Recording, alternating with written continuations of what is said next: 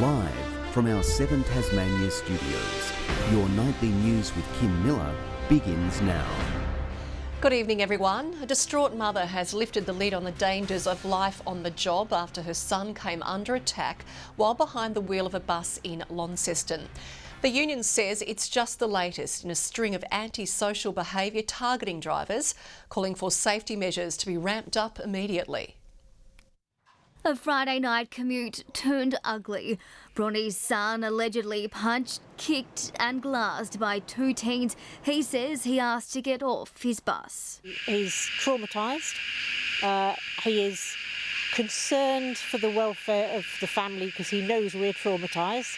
I'm crying unexpectedly. He ended up in hospital with a cut to his eye. He's got an 18-month-old daughter who is looking at a face that is just completely bruised, coloured. The teens have been charged, expected to face court today, but the union says violent attacks aren't uncommon. Yeah, disappointed and concerned, but certainly not surprised. It continues to increase. There doesn't seem to be any slowing down. Bus drivers aren't equipped and they aren't trained to deal with violence, and neither should they be. The union claiming its drivers are constant targets of antisocial behaviour, saying enough is enough. Quite frankly, the drivers are sick of it, but they need help. They need help out on the road and they're not being supported adequately. The government's now under fresh pressure to deliver on its promises to deploy transit officers across the network and install safety screens on board. It committed to the reforms 18 months ago, but the union says it's yet to see any changes on board.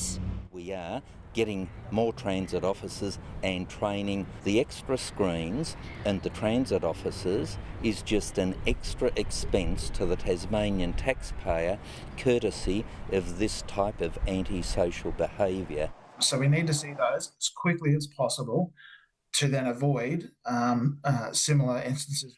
Until then, Bronnie's son doesn't know what his future holds. How does he go back to work and be that smiling face that he always is when people get on the bus? Victoria Risto, 7 Tasmania News. On the 3rd anniversary of the Jumping Castle tragedy at Hillcrest Primary School, which claimed the lives of 6 children and injured 3 others, paperwork has been filed to launch a class action lawsuit.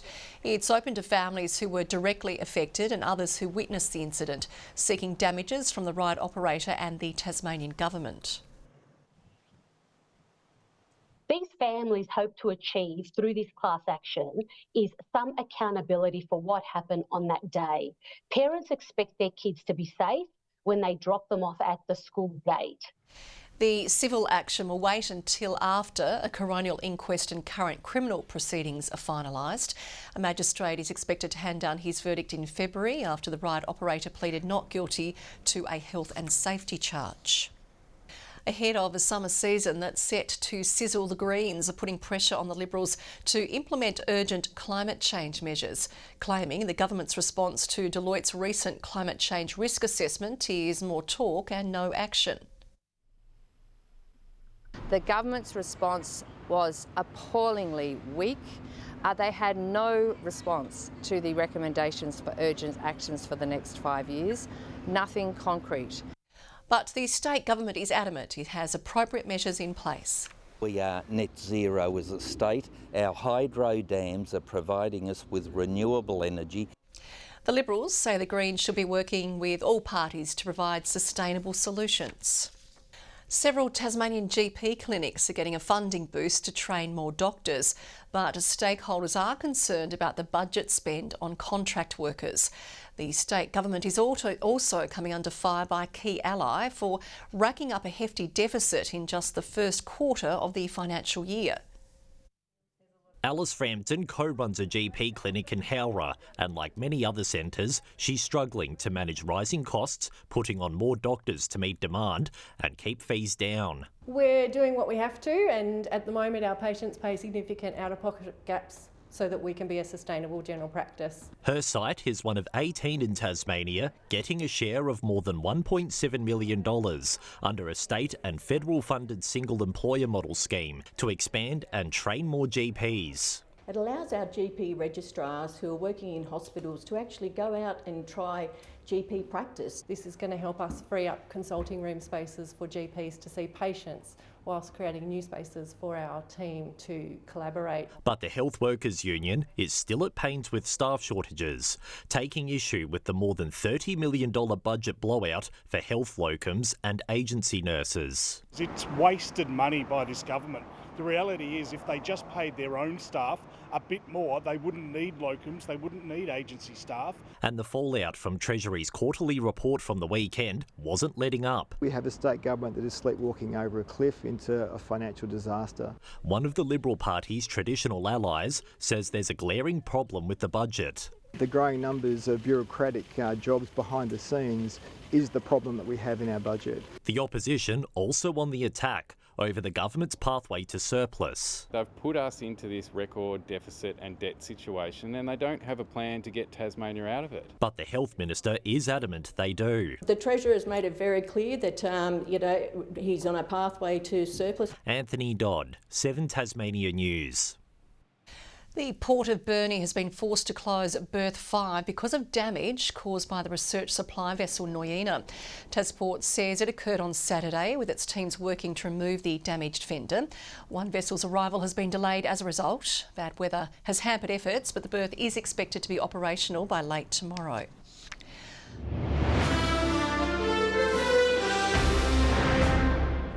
Around 80% of remains found on the Hutchins school grounds have been identified, with the names made public online.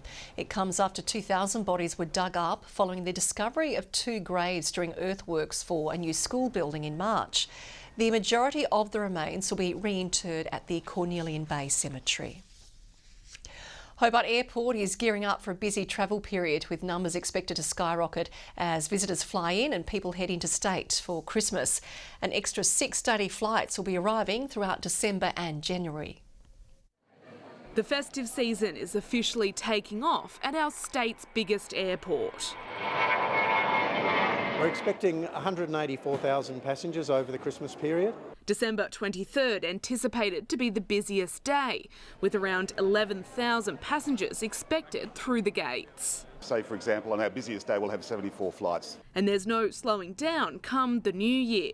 The weekend of the 4th to the 6th of January is the busiest weekend. We'll see over 34,000 passengers then. The airport is investing in ways to lessen turbulence for families during the busy period. We've got some kids' competitions happening, we've got some entertainment including musicians and Mrs B, so it'll be a fun period of time at the airport. Child entertainer known as Mrs B, bringing a little Christmas magic in what can be an overwhelming time for children. I meet and greet all the children and families and we have fun with music, songs. I make little creations for them out of my original idea of pipe cleaner twisting. The airport is also a construction zone, the main runway getting a $130 million touch-up. The runway gives us the capability to have direct international flights up into Asia. It's expected to be finished in June next year. The terminal's also getting upgraded, $200 million to double its size. We'll have more space for queuing and baggage reclaim. We'll have more shops. Which all means more jobs for Tasmanians. The terminal will be finished in mid-2027. Lily Thompson, 7 Tasmania News. Tasmanians accessing music therapy as part of their NDIS plans have been given a lifeline, with the National Disability Insurance Agency announcing a review of recent funding changes. The federal government previously announced payments for music therapy would be slashed by 2/3 from February. No changes were made now until after the review, which is expected to be handed to an expert panel in July. The state government is casting out a line in a bid to reel in more recreational fishers. It's pouring over $500,000 into the sector, helping to provide support for the industry's peak bodies. The temperature's heating up for summer and so is the fishing action. Yeah, I'd love to come down here and fish a lot. We catch flathead or cod or salmon. A bumper season expected this season, with many dropping a rod in the water. There are 120,000 Tasmanians who are recreational fishers. We're seeing the highest participation rates for recreational fishers that we've seen in decades. The state government putting some extra lure on the line for peak bodies overseeing recreational fishing, splashing $700,000 of much needed funds. It enables us to have a strong and vital voice in fisheries management decisions. It also allows us to deliver the programs and services that fishers want, including improved fishery resources, marine facilities and education programs, as well as boosting the local economy. About $270 million worth of economic activities generated through recreational fishing. The fund's also helping job security with over 2,500 workers in the recreational fishing sector. The funding is in addition to the state government's $1.2 million stock enhancement program to support the recovery of the sand flathead population in Tasmania's waters. Maintaining our fisheries on a sustainable level is fundamental, not only for today, but importantly for future generations. Rebecca Gaidaneris at 7 Tasmania News. Tasmania Zoo has welcomed a bevy of fresh faces just in time for the busy Christmas period. Ramesis and his troop of baboons are settling in, while a friendly herd of capybara is also adjusting to becoming a family of 4. Things are getting downright cheeky at Tasmania Zoo. A new troop of baboons ready to turn heads. They're very charismatic. They're definitely something to keep an eye on.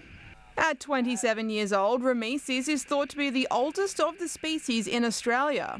Along with 3 female friends, he's settling into life on the Apple Isle. Enjoying a bit of peace without all of his kids running around him. Treated to a festive mix of nuts and seeds, cleverly stored until snack time.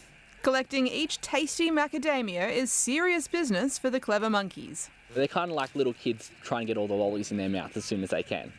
Staff are busy making sure each exhibit is ready for the Christmas rush. Normally it is when the zoo is busiest every year, so getting everything ready so that once Christmas comes around, we'll hopefully see lots of faces coming through the doors. The zoo is also home to a family of friendly capybara, the youngest of which is only 2 weeks old. Labelled the world's largest rodent, the gentle giants are famous for being nature's friendliest. Zookeepers are yet to find out if Unagi is a boy or a girl, but a little one is always a welcome addition. It's an exciting time for us, so we've got a few baby animals running around at the moment, our new baboons. We're hopefully going to see a few more babies before the end of the year. Annie Green, 7 Tasmania News.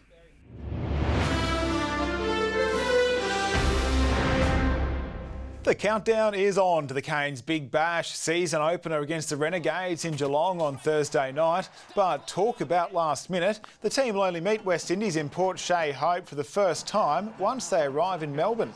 It's just part of franchise cricket now, isn't it? With players playing multiple formats and franchises around the world. We've got a trip down to Geelong. We've got the night together and the day preparation before Thursday night. In the WNCL, there was no missing Molly Strano's appeal, sending the first New South Wales breaker packing in the first over. But celebrations would be very short-lived as the Tigers booked themselves an early knock-off. 4 wickets falling for just 33 runs within 8 overs. The tail-enders doing most of Tasmania's scoring before the final wicket fell for 129, 160 runs shy of the target. There's more silver for Max Giuliani, setting an Oceania record in the 200-metre free in Budapest this morning at the World Short Course Championships. It's his first individual international medal, coming in second to a world record-setting swim from American Luke Hobson. Well, he's just arrived in Australia, and new jack jumper Ian Hummer was quickly finding his feet at his first Tassie training session this morning. Despite not having heard of the Jackies until they came calling a week ago, Hummer's sure he can slot right in. It's nothing new for me. It's just difficult kind of getting into the flow of the offense because everyone's been playing well for the last couple months, and I'm trying to not disrupt that.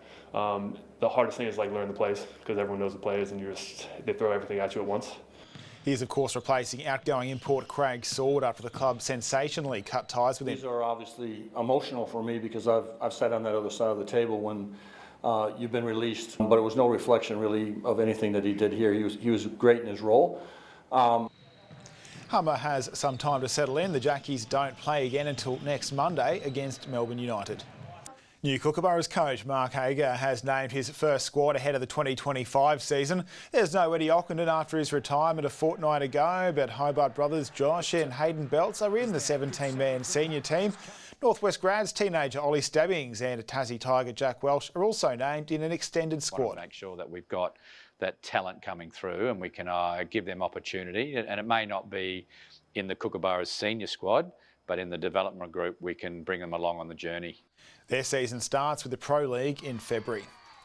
A new personal best for Tassie Olympian Jacob Despard, winning the Zatopek 60-metre sprint in Melbourne over the weekend in a blistering 6.72 seconds. And a big accolade too for local Burnie 10 winner Sam Clifford, finishing second in the Australian Championship Zatopek 10-kilometre, just behind Victorian Jack Rayner, who's claimed his 4th consecutive title. Can we have a few Tassie hopes in the AFLW draft tonight? We'll of course let you know how they go tomorrow night. OK, we'll wait for it. Thanks very much, Nick. Well, Peter Murphy will join us after the break with a weather forecast.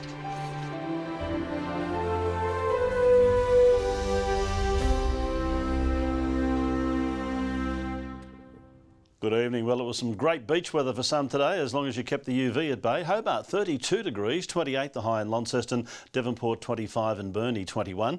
The hot northerly mass moved right over the state, giving Grove, Ouse, Strawn and King Island all 33 degrees. Flinders Island and Smithton 25, Lowhead, Friendly Beaches and Lyawini all 22. St Helens recorded 20. We did have patchy low to mid-level cloud over some parts of the state as a cloud band linked to a cold front is now moving towards our west coast. Cloud with embedded thunderstorms also extended through South Australia and Victoria. Scattered convective cloud builds through inland New South Wales, Queensland and the tropics. Tomorrow the front will have passed, followed by a trough stuck in that westerly airstream. A ridge of high pressure moves over the bight. Winds west to northwest at 20 to 30 knots and picking up to 35 knots over southern waters. Swells at 3 metres in the west. We have a gale warning, that's for waters from Southeast Cape to Low Rocky Point, and a strong wind warning for all remaining coastal waters. Tuesday in Hobart, a shower or two and 21. 21 also for Adventure Bay. Showers for Tarraleah, 14 the maximum. Launceston, a high of 21 with a shower or two, becoming windy as well. Same for Devonport, but 19 the high and 19 for Bridport. Burnie, 19 and a shower or two. Showery and windy for Strawn, 18 the top and 17 for Marrawar. St Helens tomorrow, 22 with a morning shower. A shower for Swansea, 24 the top and 20 the high for Whitemark. On Wednesday, a fine, mostly sunny day. Some cloud over southern parts. A fine day on Thursday after early fog over the west. Light winds and afternoon sea breezes. And a little valley fog starts Friday off, but a fine day should follow with light winds again. Hot and sunny in Perth tomorrow. Fine in Adelaide, a shower or two and 24 degrees in Melbourne, 33 degrees and sunny in Sydney. Showers in Brisbane making a draw in the test more likely, and very warm over the far north.